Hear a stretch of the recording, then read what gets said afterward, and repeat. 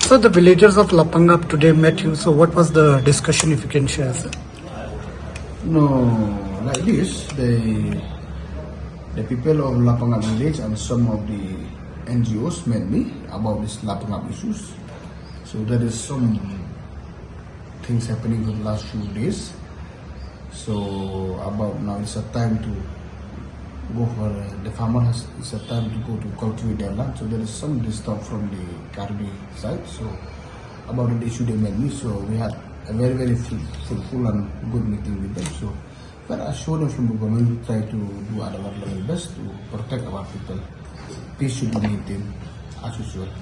So today is not about our issue.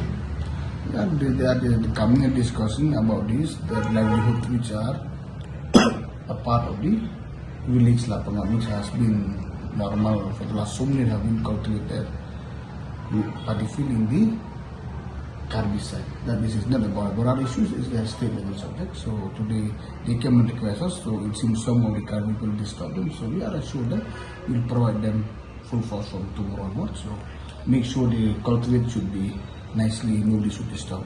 So obviously, you see, because as of now we have discussed this, so both the DC will discuss first, and even they have discussed this last few days also. So there is some more to be discussed. So and even since the government of Assam has formed a new government yesterday itself, so obviously our chief minister has told me that he will discuss this issue in the media, and our chief minister of Assam also.